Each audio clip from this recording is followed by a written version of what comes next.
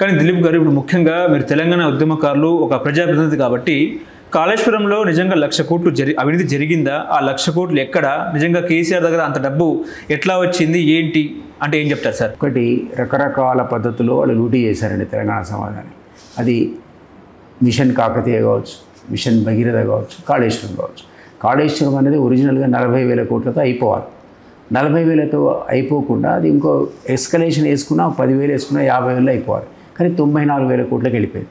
అంటే 44,000 కోట్లు అంచనాలకు మించి అందులో లూటీ జరిగింది. ఏ ఆఫీసర్ పంచుకున్నాడు, లేకపోతే ఏ మంత్రి పంచుకున్నాడు, సీఎంకి ఎంత పోయింది, హరీష్కి ఎంత పోయింది, కవిత చెప్పినట్టు వాళ్ళ నాన్న భోలాశంకరుడు అవన్నీ ఎవరు తెరవాలి? సిబిఐ ఎంక్వైరీ తెలుస్తుంది. కమిషన్ మాత్రం డెఫినెట్లీ ఇవన్నీ జరిగినాయని నిర్ధారించింది. 650 పేజెస్లో వాళ్ళు చెప్పింది అన్నీ అవకతవకలే. ఇవి వాళ్ళకు అపారమైనటువంటి ధన సంపదను పూజ చేసినాయి. ఈవెన్ మిషన్ కాకతీయ, మిషన్ భగీరథలో కూడా సగానికి సగం వాళ్ళు వెనక వేసుకున్నారు. పెద్ద పెద్ద ప్రాజెక్టులు టేకప్ చేస్తారు. పెద్ద పెద్ద ప్రాజెక్టులో సేవింగ్ కూడా ఎక్కువ ఉంటుంది. అవే పెట్టుకున్నారు. చిన్న చిన్న వాటి జోలికి వాళ్ళు పోలే. కొన్ని మంచి పనులు వాళ్ళు చేయలేదని అనలేము. అందుకనే వాళ్ళు సెకండ్ టైం అధికారంలోకి వచ్చారు. అవి రకరకాల ఇన్సెంటివ్స్ ఇచ్చి, స్కీమ్స్ పెట్టి, వీటి వల్ల ప్రజల రైతు బంధు కావచ్చు, మరొకటి కావచ్చు, ప్రజల యొక్క మనసును కూడా దోచుకున్నారు వాళ్ళు. మనం కాదంటానికి వీల్లేదు. కానీ ఈ భారీ ప్రాజెక్టులో సామాన్యుడికి సంబంధం లేని వాటిలో వాళ్ళు లూటీ చేశారు. అది ఎవరో ఎంక్వైరీ చేసి ఈరోజు ఇవి జరిగిందని చెప్తే తప్ప సామాన్యుడికి అర్థం కాదు, సామాన్యుడికి సంబంధం లేదు. సామాన్యుడికి ఏం తెలుస్తుంది? మీకు నాకే తెలియదా ఏ మిషన్ ఎంత కొన్నారు, ఎంత లూటీ చేశారు. అవన్నీ ఈరోజు ఘోష్ కమిషన్ బయటపెడుతుంది. కాబట్టి విద్యుత్ దీంట్లో కూడా ఒకదొకరు జరిగినాయి కదా, వేలాది కోట్ల కుంభకోణాలు జరిగినాయి. అందులో వేసిన కమిషన్ కూడా తెలుస్తుంది కదా. సో ఇట్లా అది దాని ఏమంటారు, గొర్రెల స్కామ్ కావచ్చు, పార స్కామ్ కావచ్చు, లేకపోతే మిషన్ భాగీరథ కావచ్చు, మిషన్ కాకతీయ కావచ్చు, లేదా ఆ మధ్యలో జరిగినటువంటి ఇంకేదో స్కామ్ అయింది కదండి, ఎలక్ట్రిసిటీకి సంబంధించినటువంటి రకరకాల సంస్కరణల పేరు మీద చేసి లూటీ కావచ్చు. ఇవన్నీ కూడా ఒకసారి అన్నీ క్రోడీకరిస్తే మీరు ఆ కుటుంబ సభ్యుల దగ్గర 1,00,000 కోట్లు జమ అయినాయి. తెలంగాణ డబ్బులు జమ అయినాయి. మనం అనుకున్న ఉద్యమ కార్యాచరణ నెరవేర్చలేదు వాళ్ళు.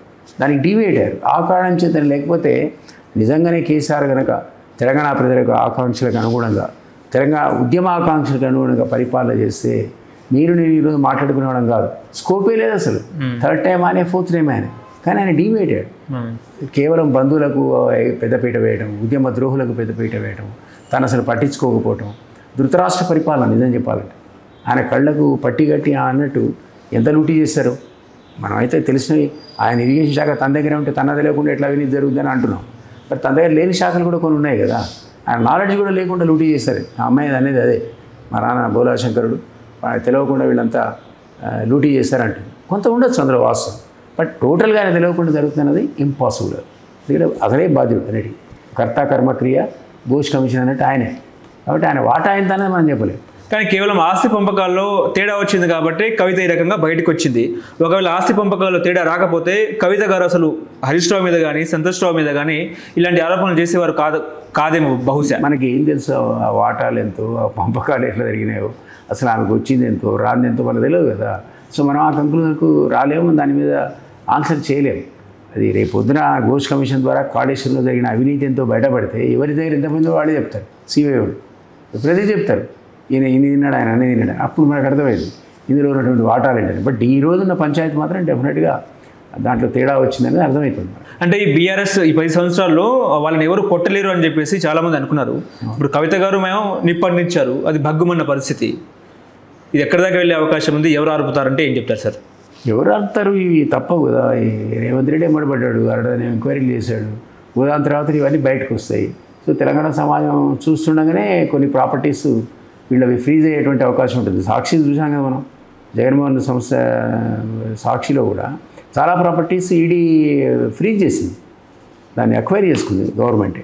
ఆ పద్ధతిలో వీళ్ళ ప్రాపర్టీస్ కూడా చాలా మటుకు పోయే అవకాశాలు ఉంటాయి. మీరు 1 కోటి దాచిపెడతారు, 100 కోట్లు దాచిపెడతారు. ఆ తర్వాత ఏం చేస్తారండి? ఎవడైనా చెప్తారు మిగిలిన 200 కోట్లు ఇక్కడనే. సో ఆ విధంగా వీళ్ళు సంపాదించిన 1,00,000 కోట్లు దాచిపెట్టుకునే పరిస్థితి లేదు. వీళ్ళు సింగపూర్లో పెట్టు, దుబాయ్లో పెట్టు, ఇంకెక్కడ పెట్టు, అవన్నీ కూడా ఈడీలు, ఐటీలు, సిబిఐలు బయటికి తీస్తాయి. తీసి వాటిని నాకు తెలిసి ప్రజలకు మళ్ళీ స్వాధీనపరచడం అంటే ఫ్రీజ్ చేస్తాయి. ఫ్రీజ్ చేసి ఆక్షన్ వేస్తాయి. అది ప్రజలకి ఏం చెందుతాయి మరి. సో ఆ రకంగా గతంలో జరిగింది. మనం జగన్మోహన్ రెడ్డి కేసులే సాక్ష్యం మనకు. సో ఇక్కడ కూడా అదే జరుగుతుందని అయితే అనుకుంటాను. ఓకే, ఇప్పుడు బీఆర్ఎస్ కేసీఆర్ గారు కవిత గారి మీద సస్పెన్షన్ ఎత్తివేస్తే మళ్ళీ కవిత గారు మళ్ళీ బీఆర్ఎస్లోకి యాస్టీస్గా వెళ్ళే అవకాశం ఉందా, లేకపోతే వెళ్తే నెగిటివ్ ఎనరేషన్ కూడా ప్రజలు ఏర్పడే అవకాశం ఉందా? ఇది ఒక డ్రామా అన్నట్టు కూడా క్రియేట్ చేసే అవకాశం లేకపోలేదంటారా? డ్రామాని అనుకోను, ఇంతకుముందే అదే డ్రామాని అనుకోను. ఆమెకు ఈరోజు పార్టీ పెట్టడం తప్ప ఇంకో గత్యంతర పరిస్థితి లేదండి. నాకు తెలిసి ఆమె కాంగ్రెస్కు బీజేపీ కూడా పోదు. ఎందుకంటే ఆమె కూడా కొంత బేస్ ఉందని అనుకుంటున్నా, జాగృతి వల్ల. ఓకే, జాగృతి వల్ల బేస్ ఉందా, అది చాలు కొత్త పార్టీ పెట్టడానికి. ఇప్పుడు తీర్మానం పార్టీ పెడదాం అనుకుంటాడు, ఆయనకు బేస్ లేదు, ఇంత బేస్ లేదు. ఈమెకు ఊరూరు వాడవాడ మండల స్థాయిలో కూడా ఈమెకు జాగృతి సంస్థకు చెందిన కార్యవర్గ సభ్యులు ఉన్నారు. అది చాలు, ఇమ్మీడియట్గా పొలిటికల్ కన్వర్షన్ చేశారనుకోండి. ఉన్నది కదా మీకు మొత్తం ఇంకా 3 years ఉంది. 3 yearsలో ఆ పందానే ఎంచుకుంటుందని నేను అనుకుంటున్నాను. నాకు తెలియదు, ఇవన్నీ స్పెక్యులేషన్. ఆరు మీరు అన్నట్టు మీరు 2 సజెషన్స్ ఇచ్చారు కదా, బీజేపీ తీసుకుంటుందా అంటే కాంగ్రెస్ తీసుకుంటుందా అని, ఏం హూ నోస్, ఆ పాసిబిలిటీ కూడా ఉంటుంది. బట్ నాకున్న అంచనా మాత్రం ఆ పార్టీ పడింది. దిలీప్ గారు, ఇప్పుడు కేసీఆర్ గారి నెక్స్ట్ స్టెప్ ఏంటి? ఆయన ఎటువంటి చాతురత ప్రదర్శించే అవకాశం ఉంది అంటే ఏం చెప్తారు? సరే, కేసీఆర్ అనేవాడు ఏజ్ పైబడ్డదండి, ఇదివరకు ఉన్నంత గ్రిప్ పార్టీ మీద లేదు. ఆయన గతంలో ఎప్పుడు వచ్చినా ఆయన రావాల్సిందే, ఆయన చెప్పాల్సింది. ఇప్పుడు అది కాదు. కేటీఆర్ అనేవాడు పూర్తిగా టేక్ ఓవర్ చేశాడు పార్టీని. ఆయనే ఇన్ఛార్జ్, ఇన్ఛార్జ్ చెప్పాలంటే వర్కింగ్ ప్రెసిడెంట్గా ఆయనే ప్రెసిడెంట్ లాగా వర్క్ చేస్తున్నాడు. కాబట్టి కేసీఆర్ గతంలో చూపించినటువంటి ఆ శక్తిని మళ్ళీ ప్రదర్శించగలుగుతాడని నేను అనుకోవట్లేదు. కాబట్టి పూర్వ వైభవం అనేది బీఆర్ఎస్ తీసుకోవడం, సంతరించుకోవడం సాధ్యమయ్యే పని కాదు.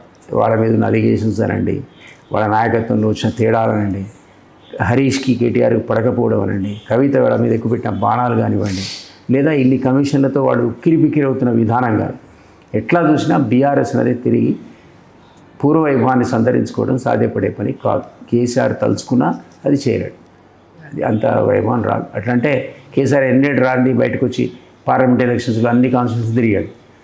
ఎంతమంది వేలాది మంది వచ్చి తరలి చూశారు మా సీఎం, మాజీ సీఎం ఎట్లుంటాడు అని.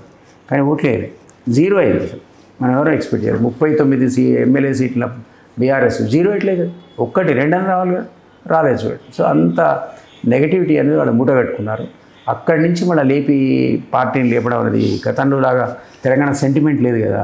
తెలంగాణ సెంటిమెంట్ వేరు, ఎవడైనా తెలంగాణ అనాల్సిందే, లేకపోతే నువ్వు అడుగు పెట్టద్దు అనేటువంటి పరిస్థితి ఉండే ఆ రోజులో. ఏ పార్టీ వాడైనా వాడు తెలంగాణలో ఉన్నవాడు తెలంగాణ అనాల్సిందే, కాంగ్రెస్ కానీ, టీడీపీ కానీ, బీజేపీ కానీ, లేదా చెప్పులేశారు జ్ఞాపకం. ఆ విధమైన సెంటిమెంట్ కానీ అట్లాంటి ఒక వాతావరణం కానీ ఈరోజు ప్రజల్లో లేదు కదా.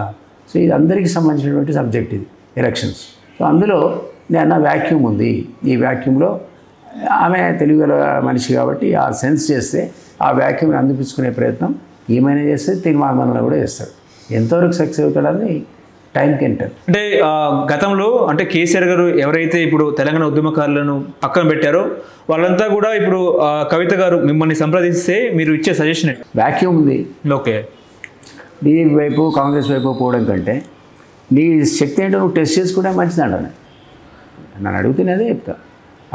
నీదేందో ఈ కెపాసిటీ టెస్ట్ చేసుకో, తప్పే ఉంది, పోయేది ఉంది మనకి. వాళ్ళు ఏదైనా ఇప్పుడే అర్జెంటుగా నువ్వు మంత్రి చేస్తాను కాంగ్రెస్ అంటే తప్ప బీజేపీ చేయదు కదా, ఎంపీ కాదు. అండ్ ఇప్పుడు ఆమె ఎమ్మెల్యే కూడా కాదు, ఎమ్మెల్సీ కూడా కాదు. వాళ్ళు వెంటనే తీసుకొని మంత్రి పదవి ఇవ్వడానికి కాంగ్రెస్ ఆ ఎమ్మెల్సీ కూడా కాదు కదా. ఇప్పుడు ఆమె ఎన్నుకోబడాలి. నెక్స్ట్ వచ్చేటువంటి ఎమ్మెల్సీ కానీ ఎమ్మెల్యే ఎలక్షన్స్లో నిలబడి గెలిస్తే తప్ప ఆ మంత్రి కాదు. అక్కడ ఊరికేనే మంత్రి చేసి ఏం చేస్తారు వాళ్ళు? ఉన్న 2 సీట్లు కూడా రాజ్యసభ గవర్నర్ కోట అయిపోయింది కదా, మన అజరుద్దీన్ అని కుదరనామకి ఇచ్చేస్తారు కదా. సో వేరే వేకెన్సీ ఇప్పుడు 1.5 years కానీ రాదు. సో ఎట్లా చేస్తారు ఆ మంత్రి? అది సాధ్యపడదు, టెక్నికల్గా సాధ్యపడదు. కాబట్టి ఆమె తన శక్తి ఏంటో ప్రజల్లో పోయి తేల్చుకోవడమే కరెక్ట్ అంటున్నాను. అంటే కవిత గారిని అడ్డు పెట్టుకుని కవిత గారి భుజం మీద తుపాకీ పెట్టి ఏ పార్టీని కాల్చాలని ఎవరు చూస్తున్నారు? మీకు ఏమైనా అనుమానం ఉందా? నేనైతే ఆల్రెడీ చెప్పా, సీఎం స్థానంలో ఉన్న కేసీఆర్ అదే పని చేశాడు, రేవంత్ రెడ్డి అదే పని చేస్తున్నాడు. మరి ఆయన కూడా బీఆర్ఎస్ మీద తుపాకీ పెట్టి కాల్చే కదా 10 మంది తీసుకున్నాడు. గేట్లు తెరిచా ఎవడైనా రావచ్చు అన్నాడు. అంతకుముందు ఎవడు రావాలన్నా రాజీనామా చేసి రావాలన్నాడు, రాహుల్ గాంధీతో సహా. మరి దాన్ని డిబేట్ అయ్యారు కదా. సో ఆ పార్టీలు డిస్టర్బ్ అవుతాయి, మా పార్టీకి లాభం జరుగుతుంటే ఏమైనా చేస్తారు వాడు. ఇప్పుడు జితేందర్ రెడ్డిని పోయి కలిసాడు పొద్దున, తెల్లారికల్లా క్యాబినెట్ స్టేటస్తో అధికార ప్రతినిధి ఇచ్చాడు. కేకేని కలిసాడు, ఆయన రాజీనామా చేశాడు. ఇటు వచ్చి వెంటనే అధికార ప్రతినిధి క్యాబినెట్ స్టేటస్ అయ్యాడు. చేశారా లేదా? మరి వాళ్ళు వేరే పార్టీ వాళ్ళు కదా, బీఆర్ఎస్ వాళ్ళు. ఏం తీసుకున్నావు? ఒకైనా బీజేపీ ఏం తీసుకున్నావు అంటే అధికారం ఇట్లా ఇస్తాను క్యాబినెట్ స్టేటస్ అని చెప్పి ఆయన ఇద్దరిని కూడా కెలికాడు కదా. సో అది ఎందుకు చేయడంటున్నాను నేను, చేసే అవకాశం ఉంటుంది కదా అంటున్నాను. ఆయన పని అది. తన సీటు కాపాడుకోవాలంటే వేరే వాళ్ళ సీట్ని డిస్టర్బ్ చేయాలి. అది రాజనీతి. ఆ నీతికి దూరంగా ఆయన ఉన్న మహాత్మా గాంధీలాగా మనకి ఏమైనా సందేశాలు ఇస్తాడా? లేదు లేదు ఇట్లా అట్లా అని ఎదురుకు రాహుల్ గాంధీ చెప్పాడు. మరి ఎవరు రావాలన్నా సరే మేము ఊరుకోం, రాజీనామా చేసి రావాల్సిందే అన్నాడు. ఏది 10 మంది వచ్చారు. మరి ఎవడు రాజీనామా చేయాలి? ఓకే. కాబట్టి అవకాశం ఉంటే ఆయన కూడా కవితకు అట్లాంటి ఆఫర్ ఇస్తాడని నేను అనుకుంటున్నాను. ఓకే. బట్ యాక్సెప్ట్ చేస్తున్నా లేదా వేరే విషయం. బట్ నా సలహా అయితే మీరు అడిగారు కాబట్టి ఖచ్చితంగా తన శక్తి ఏంటో ప్రజలకు తెలుసుకోవడం మంచిది. ఇక్కడ వ్యాక్యూమ్ ఉంది. బీజేపీ లేవట్లేదు, కాంగ్రెస్ పడుకుంది, బీఆర్ఎస్ కొలాప్స్ అయింది, 3 ముక్కలాట అయింది. కాబట్టి ఈ సందర్భంలో తీర్మానం ఇంకా పార్టీగా పెట్టలేదు. ఆ వ్యాక్యూమ్లో ఎవరు రావాలి?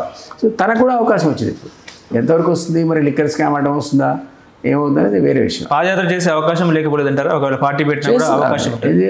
శుభ్రంగా రథయాత్ర పాదయాత్ర చేసే పోతుంది పబ్లిక్లో. అంటే పార్టీ పెట్టేంత డబ్బు ఉందా కవిత దగ్గర అనేది అనుమానం. ఎట్లా చెప్తాం? డబ్బు ఉండే రాజకీయాలు కేసీఆర్ మరి పెట్టాడా? దాంట్లో వ్యాక్యూమ్ ఉండాలా, నీకు యాక్సెప్టెన్స్ ఉండాలి. ఈ రెండు ఉంటే డబ్బులు పాలిటిక్స్లో అవే వస్తాయి. ఇప్పుడు రేవంత్ రెడ్డి కూడా బిగినింగ్లో డబ్బులు లేవు కదా పాపం. ఆయన వర్కింగ్ పీరియడ్ స్టార్ట్ అయినప్పుడు అందరూ ఆయన డబ్బులు లేని అనుకోను. తర్వాత క్రమక్రమంగా వచ్చాను. బండి సంజయ్ దగ్గర ఏం డబ్బులు ఉన్నాయి? ఆయన ఒక స్టేజ్లో బీజేపీ అధికారంలోకి తీసుకొచ్చే స్థాయికి లేపాడు దాన్ని. ఎట్లా చెప్పాడు? రథయాత్రతో చాలా మైలేజ్ వచ్చింది దానికి. పార్టీ ఆయన దుర్మార్గంగా తీసేసింది. లేకపోతే ఇవాళ కూడా కొంచెం చెప్పాను అప్పుడు, అరే ఉండని రా బాబు. ఆయన కూడా చెప్పారు, అరే బాబు 30 మంది వ్యతిరేకంగా తిరుగుతుంది. మునుగోడు ఎన్నికల్లో కూడా చాలా పార్టీ చాలా పటిష్టంగా ఏర్పడింది కదా సార్. మునుగోడు బీజేపీ గెలిచుంటే అసలు వాతావరణ రాజకీయాలు వేరే ఉండదు. అక్కడ రాజగోపాల్ ఓడిపోవడం వల్ల స్తబ్దత ఏర్పడదు. ఆ స్తబ్దత తర్వాత అది పికప్ కాలేదు. ఈయనను తీసేశారు అనవసరంగా. ఆయన తీయడంతో మీకు కొలాప్స్ అయిపోయింది. అట్లా నేను చెప్పేది ఏంటంటే డబ్బులే అవసరం అని రాజకీయాల్లో లేదు. కేసీఆర్ అనేవాడు గౌరీ ప్రకాష్ రావు చెప్పాడు, నేను కూడా చెప్పా, సిగరెట్ డబ్బులు కేసీఆర్కి ఉద్యమకారులు అన్నాం. ఓకే. ఎట్లా వచ్చాయి? అంత పెద్ద ఉద్యమం ఎట్లా నడిపాడు? అధికారులకు ఎట్లా వచ్చాడు? డబ్బులు అవసరం ఆ రాజకీయాలు అంటున్నాను నేను. 100% నేను క్యాష్ జేబులో పెట్టుకునే పాలిటిక్స్ చేస్తా అంటే నడవు. ఓకే. ఒక వేవ్ ఉండాలి, ఒక గ్యాప్ ఉండాలి, ఒక వ్యాక్యూమ్ ఉండాలి, ప్రజల యాక్సెప్టెన్స్ ఉండాలి. ఇవన్నీ ఉన్న సందర్భంలో డబ్బులు వాటంతట అవి వస్తాయని నేను చెప్పేది. ఏంటి సార్ తెలంగాణలో యూరియా కొరత ఏం చెప్తారు?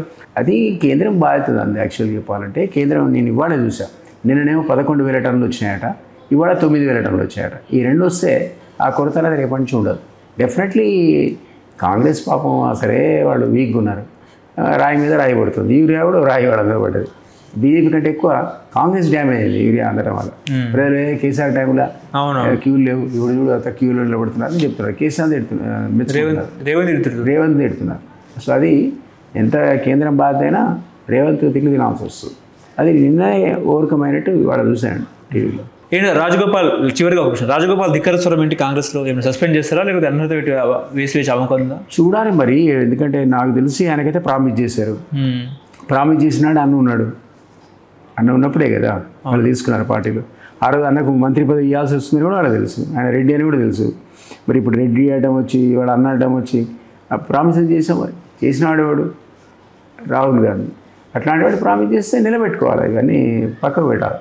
అయ్యేది అవుతుంది. ఎరుగురు వాడు అనుకుంటాడు. ఇప్పుడు రేవంత్ రెడ్డి ఎంతమందికి పదవులు వేయలే తన అనుచరులకు. చూశాడేంటి అన్న తమ్ముడు ఎవరండి? ఉద్యమంలో నేను కూడా కేసీఆర్ ఈయన కూడా ఇస్తున్నాడు. ఇప్పుడు ఉద్యమకారులనే గౌరవించట్లేదు కేసీఆర్ అనుకుంటే అదే పని రేవంత్ కూడా చేస్తున్నాడు. ఆ 44 మంది చైర్మన్ నాకు తెలిసి 4 ఉన్నారు ఉద్యమంలో, 40 మంది లేరు. అంతా వంది మహాగదులు ఆయనకు భజన చేసేవాడు. కోటది వెళ్ళిపోయిందంటారా? కోటది అంతే అట్లా ఇచ్చుకుంటాడు. సో అధిష్టానం ప్రామిస్ చేసినప్పుడు రాజగోపాల్కి ఇవ్వాల్సి ఉండాలని అనుకుంటున్నాను. లేదా కొంత డిస్టర్బెన్స్ క్రియేట్ అయింది. అతనికి ఆ శక్తి కూడా ఉంది. రాజగోపాల్ అనేవాడికి శక్తి ఉంది. ఒక 60 మంది ఎమ్మెల్యేని అయితే డిస్టర్బ్ చేస్తాడు. ఎందుకంటే వాళ్ళకి సహకారం చేశాడు, వాళ్ళ కోసం డబ్బులు ఖర్చు పెట్టాడు. నినాక మొన్న కిరణ్ రెడ్డిని గెలిపించాడు. అవును, భువనగిరి ఎంపీ గెలిచాడు కదా. ఈరేబోయ్ ఆయన ఇంటికి బాధ్యత అయిపోయాడు కదా. మిగిలిన ఎంపీలుగా తన ఇన్ఛార్జ్ దగ్గర ఓడిపోయారు. మరి ఈ ఇన్ఛార్జ్ దగ్గర గెలిపించుకొచ్చాడు ఎంపీ. మరి అది కూడా ఒక ప్లస్ పాయింట్. ఆయనకి ఎందుకు పిలిచావు, ఆయన ఎందుకు మళ్ళీ చెప్పావు అన్నా, నువ్వు గెలిపి నీకు మంత్రి పదవి ఇస్తానని ఉంటాడు కదా అన్నాడని చెప్తున్నాడు ఆయన. అదే లేదు. సో ఇవన్నీ కూడా వాడు అంటే రంగా అతన్ని వెనుపోటు పొడిచాడు. అది తప్పు అంటున్నాను. హలో, తెలుగు రాజ్యం ఛానల్ చూస్తున్నారా? సామాజిక రాజకీయ జీవన చిత్రణే తెలుగు రాజ్యం. అతిశయోక్తులు అసత్యాలు ఉండవు. రాజకీయ కోణం కాదు, ప్రజా కోణమే కొలబద్ద. తెలుగు రాజ్యం వీక్షణ మీ ఉత్తమ అభిరుచికి నిదర్శనం.